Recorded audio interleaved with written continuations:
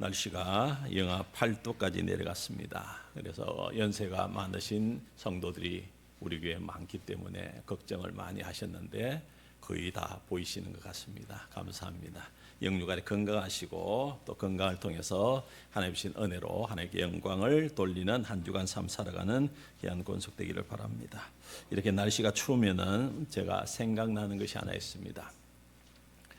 특히 어령에서 우리 신장로님하고 권사님이 새벽밥 드셨는지 모르겠습니다만은 새벽에 이렇게 7시 정도 돼서 집에서 나오셔서 CF를 타고 또 지하철 타고 교회에 도착하시는데 이렇게 추운 날씨가 되면 이런 마음을 줍니다.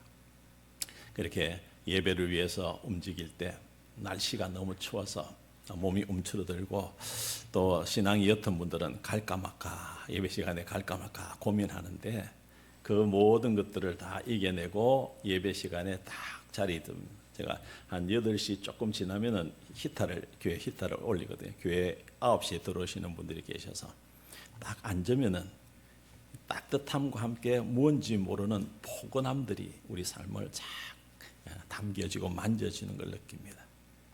이것을 신앙적으로 접근하게 되면은 예수님께서 내 안에 계시면은 이 따뜻함과 포근함을 통해서 삶이 내 손에 쥐어진 것 없고 또 건강도 좀 힘들고 내 앞에 놓이는 문제와 상황들도 감당이 안 되는 일들이 일어나는데도 불구하고 우리 스스로 나는 행복한 사람입니다.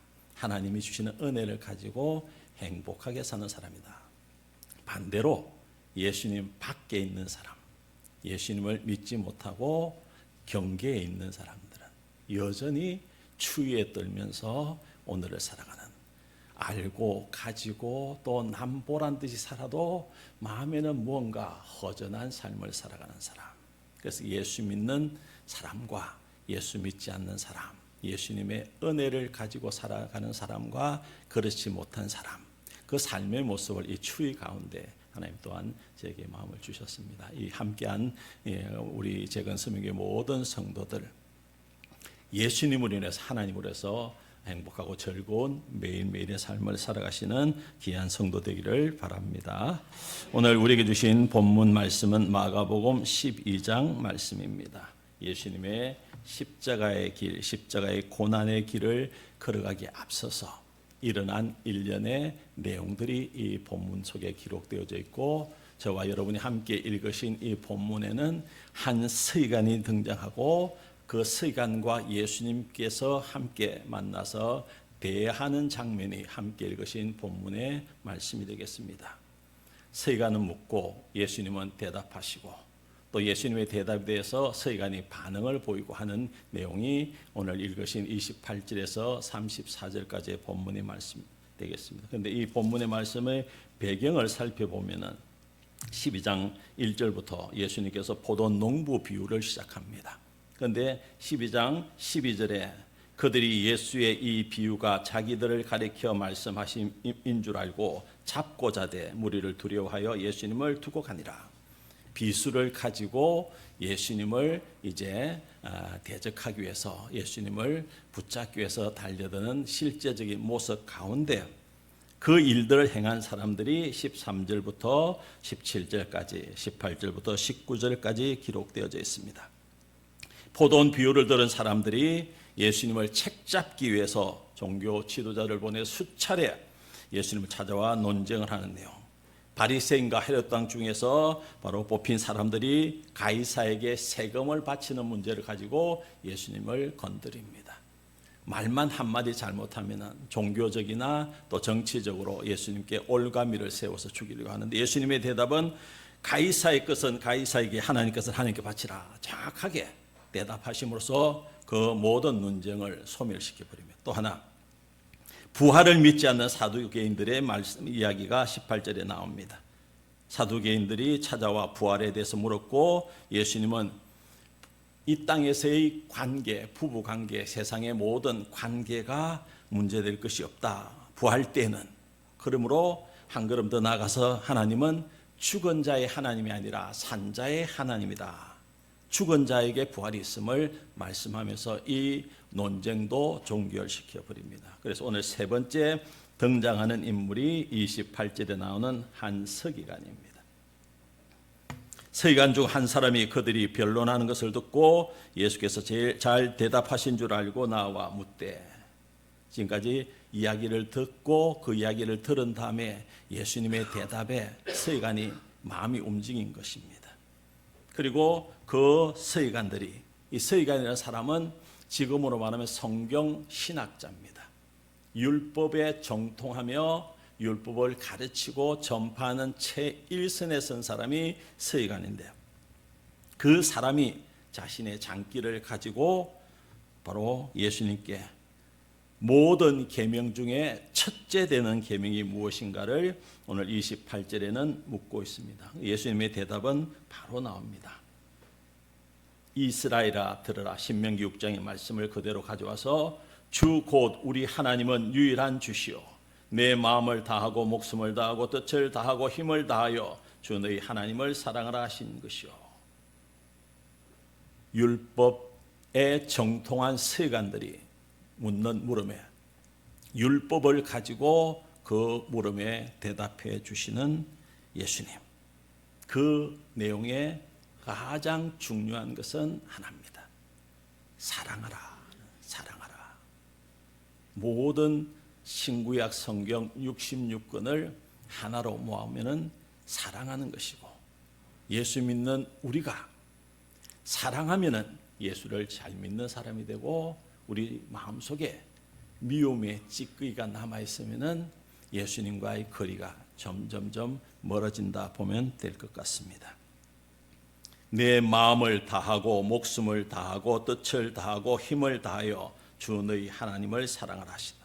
마음과 목숨과 뜻과 힘을 다한 사랑, 이것을 우리가 가진 모든 것으로 하나님을 사랑하는 것이다, 이렇게 말씀하고 있습니다. 우리의 삶의 자리에서 말하고 행동하고 또 어떤 일을 할 때 사랑이 흘러 넘쳐야 된다는 이 말씀을 해주고 있다. 그렇게 해야 하는 이유는 하나입니다. 우리가 하나님의 말씀으로 사랑하기 위해서 창조되었기 때문입니다. 그래서 하나님이 오늘도 우리에게 가장 원하시는 것은 사랑하는 것, 하나님을 사랑하는 것, 이것이 가장 큰 계명입니다. 여기서 예수님께서 말을 끊으면은 뭐 문제가 없습니다만은 이어서 31절에 둘째는 이것이니, 너희 하나님을 사랑하라 하신 이후에 둘째를 말씀해 주고 있습니다. 이 둘째의 말씀은 이보다 더 큰 계명이 없다는 말씀을 완전체로 만들기 위해서 하나님을 사랑하라 하고, 둘째는 내 이웃을 내 자신과 같이 사랑하라. 이보다 더 큰 계명이 없다. 첫 번째 계명도 사랑하라고, 두 번째 계명도 사랑하라. 예수님의 계명은, 예수님의 말씀의 모든 핵심, 모든 중심은 사랑하는 것에 있습니다. 단지 옆에 있는 사람을 사랑하라는 것이 아니라 여러분과 연결고리가 전혀 없는 사람까지 포함해서 누구든지 나와 함께하는 사람을 사랑하라는 말씀이기도 합니다. 그래서 이 사랑의 모습들을 우리 마음속에 담을 때 여기 함께 모여 예배드리는 우리의 예배를 하나님이 기뻐 받아주신다는 것입니다. 삶의 자리에서 하나님의 사랑을 마음껏 누리며 하나님께서 주신 그 감동과 감격을 가지고 예배의 자리에 나와 예배 드릴 때 하나님은 우리의 예배를 기뻐 받아주시고 우리를 통해서 하나님의 살아계심이 우리의 삶의 현장에서 증거되어지게 될 줄 믿습니다. 이 이야기의 대표적인 비유는 우리가 잘 알고 있는 선한 사마리아 이야기입니다.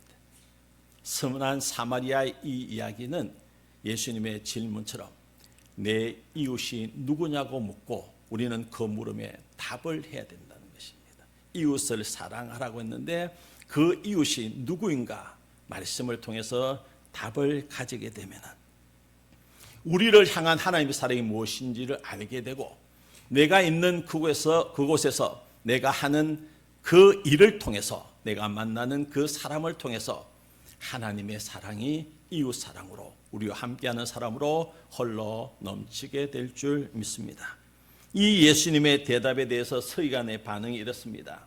선생님이여 옳소이다. 하나님은 한 분이시요 그 외에는 다른 이가 없다 하신 말씀이 참이니이다. 그러면서 오늘 제목의 말씀과 연결된 33절입니다. 33절 말씀 다 같이 한번 읽어보겠습니다.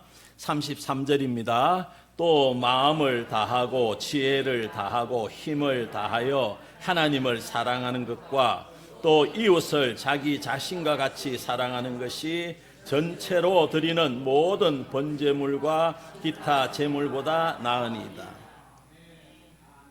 예수님이 이 땅에 계셨을 때 예수님을 가장 많이 박해하고 대적한 사람들이 오늘 본문에 나오는 서기관 그 중에 한 사람입니다. 당시 유대의 종교 지도자들 바리새인과 서기관과 대제사장 마찬가지 사두개인 마찬가지입니다.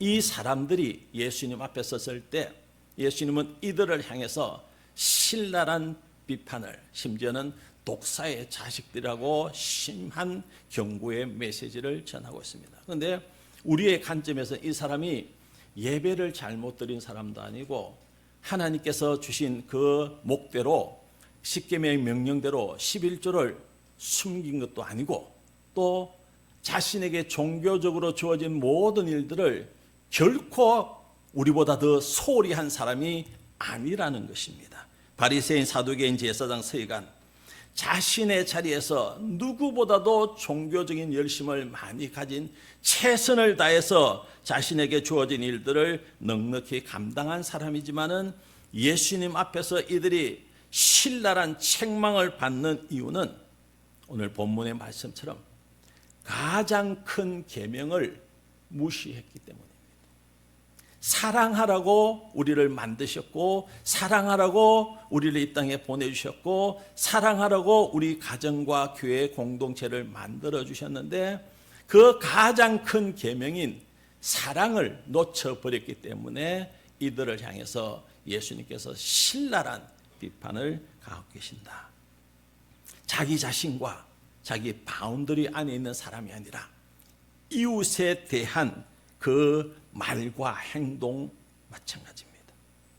하나님의 명령에 대한 그들의 말과 행동과 반응, 하나님은 이웃에 대한 그들의 말과 행동을 같이 달아본다는 것입니다. 이웃을 사랑하지 않고 하나님을 사랑할 수 없다는 것입니다. 보는 바 그 형제를 사랑하지 않는 보지 못하는 하나님을 사랑할 수 없다는 것이죠. 내 곁에 있는 한 사람 한 사람을 사랑하며 하나님의 사랑으로 하나님의 은혜로 품어줄 때 우리를 통해서 하나님의 사랑이 흘러넘치게 되고 이 땅에 하나님 나라가 세워지게 된다. 그래서 오늘 이 본문의 서기관의 고백처럼 하나님 앞에 나올 때 우리의 모습들, 종교적인 열심이나 헌신을 앞서서 진정으로 하나님을 사랑하는 마음을 가지고 예배의 자리에 나와 하나님을 찬송하고 하나님께 영광을 올려드려야 된다.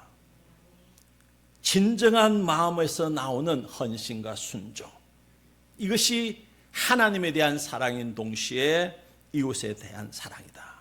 그러므로 우리의 열심은 반드시 하나님이 주신 은혜로 하나님이 주신 사랑으로 그 일들을 감당해야 된다. 그 일들을 감당할 때 우리가 드리는 예배를 기뻐하시는 하나님을 이 예배를 통해서 만나게 될 줄 믿습니다.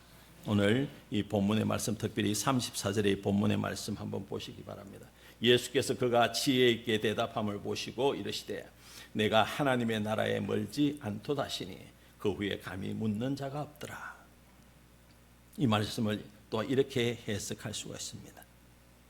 서기관이 하나님 나라에 가까이 왔다, 하나님 나라에서 멀지 않다 하는 것은 하나님 나라에 들어가지 못하는 상태를 의미하고 있습니다. 어떤 의미냐면은 하나님께서 주시는 그 삶을 살아내는 종교적 열심이 아니라 하나님 주신 마음을 가지고 우리의 삶의 자리에서 사랑으로 하나님께서 주신 그 일들을 넉넉히 감당하는 것.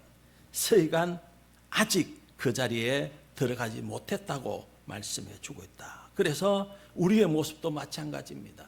서기관 같이 또 하나님의 은혜를 가지고 주어진 일들 넉넉히 감당하는데 이 유대 종교 지도자들이나 오늘 본문에 나오는 서기관 같이 하나님을 우리의 힘과 노력으로는 결코 사랑할 수가 없다는 것입니다. 하나님을 우리의 힘과 노력으로는 사랑할 수 없는 큰 죄인이기 때문에 우리는 이 자리에서 하나님의 은혜를 구하는, 하나님의 은혜를 구하여서 세상 사람들이 세상이 줄 수 없는 하나님의 사랑을 우리 마음속에 가득 채워야 할 줄 믿습니다. 그래서 이 본문의 말씀처럼 하나님을 사랑하노라 하는 사람은 그 형제를 사랑해야 되고, 이 계명을 우리가 주께 받았기 때문에 하나님을 사랑하는 자는 또 그 형제를 사랑할 수 있다. 사랑해야 바른 신앙생활을 할 수 있고, 사랑해야 하나님께서 기뻐하시는, 원하시는 온전한 예배를 드릴 수가 있다는 것입니다. 그래서 이 믿음 생활을 가장 잘 드러내 보이는, 사랑하면서 하나님이 주신 은혜를 가지고 우리의 신앙생활을 가장 잘 나타내 보이는 그 모습이 바로 예배자로 들어온 우리의 예배의 모습입니다. 예배드리는 우리 속에 하나님의 사랑이 가득 채워져 있다면, 성경에 말씀하신 창조주 하나님으로부터 다시 오실 그 예수님까지 그 은혜가 우리의 삶 속에 가득 채워져 있다면, 우리는 어디에서 무엇을 하든 간에 이 사랑을 가지고 하나님을 향한, 하나님께 영광을 올려드리는 오늘의 삶을 살아갈 수 있다. 그래서 저와 여러분은 예배를 회복하는 것, 예배의 감격을 회복하는 것, 예배를 통해서 이 시간 우리 가운데 거하시는 하나님의 임재를 경험하는 것, 이 삶이 오늘 믿음으로 살아가는 우리의 삶이 되어야 될 줄 믿습니다. 그렇게 살아갈 때 우리의 예배는 내일을 기대하게 할 뿐만 아니라 하나님의 풍성한 은혜와 복의 통로로 사용되어지고, 여러분이 땀 흘려 수고하는 그 삶의 현장이 하나님께서 채워주시는 풍성한 은혜의 열매로 가득 채워지는 하나님의 일하심을 여러분의 삶의 현장에서 경험하는 복된 매일매일의 삶을 살아가게 될 줄 믿습니다. 오늘 여러분에게 나눠주신 주보에 보면 이제 이 내용들이 쭉 설명이 되어 있는데, 오늘 말씀 하나님 사랑, 이웃 사랑이 십계명과 연결되어져 있고, 십계명의 전체 내용은 사랑으로, 오늘 목양실에서 윤주일 학교 아이들을 설교하면서 누가복음 말씀을 할 때 이 내용들이 그대로 나왔습니다. 그래서 성가대나 윤주일 학교 선생님들은 이 내용들을 다시 안 들어도 되는데, 안 들은 분이 더 많아서 잠시 소개하면은, 하나님 사랑, 이웃 사랑하는 우리가 드리는 예배, 이 예배를 통해서 우리는 진정한 변화를, 하나님을 만난 기쁨을 누리게 된다. 이 예배가 중요한 이유가 여기 있습니다. 그리고 우리의 예배를 통해서 우리 자신뿐만 아니라 우리와 함께하는 사람들이 변화되어지는 놀라운 은혜도 경험하게 될 줄 믿습니다. 그래서 이 예배는 하나님을 어떻게 영화롭게 할 수 있는지를 알려주는 도구인 동시에 우리를 변화시켜서 하나님의 영광을 드러내는 귀한 도구로 사용되어지게 될 줄 믿습니다. 그래서 오늘 말씀을 생각하면서 하나님이 누구신지, 그 하나님이 나의 예배를 받으시는지, 또 나는 예배자로, 준비된 예배자로 하나님 앞에 나와서 하나님의 사랑, 또 함께하는 우리 성도들과의 사랑, 또 함께하는 가족과 이웃 친지들과의 사랑하는 마음을 가지고 이 자리에 나와 예배 드리고 있는지 우리의 삶을 돌아보시고 하나님 주신 은혜를 가지고 말씀을 가지고 세상을 향해 나가 그 하나님의 사랑을 마음껏 자랑하면서 선한 영향력, 앞서 소개해드린 것처럼 선한 사마리아인의 삶을 살아낼 때 여러분이 계신 그곳이 이 땅에 하나님 나라가 되고 여러분을 통해서 죽어가는 영혼들이 살아나고 하나님의 놀라운 영광이 드러내게 될 줄 믿습니다. 그래서 이 자리에 계신 저와 여러분 다시 한번 예배를 회복하는 은혜가 있었으면 좋겠습니다. 예배를 통해서 여러분의 변화된 모습을 기대하시는 하나님의 일하심을 여러분이 마음에 새기시기 바랍니다. 그래서 변화된 여러분을 통해서 여러분의 가정이 회복되어지고 여러분의 가족들이 자녀들이 회복되어지고 여러분이 함께하는 삶의 공동체에서 회복되어지고 치유되어지고 온전케 되어지는 놀라운 은혜를 나누고 그 은혜를 삶의 자리에서 누려서 그 하나님이 나의 하나님 되심, 내 삶의 주인 되심을 고백하며 한 주간 살아가 그 삶을 통해서 하나님 영광 드러내고 삶을 통해 주신 은혜를 가지고 또 다음 주에 모여서 하나님께 영광을 올려드리는 재건 서명교에 속한 모든 주님의 권속되어지기를 주님의 이름으로 축복하고 축원합니다.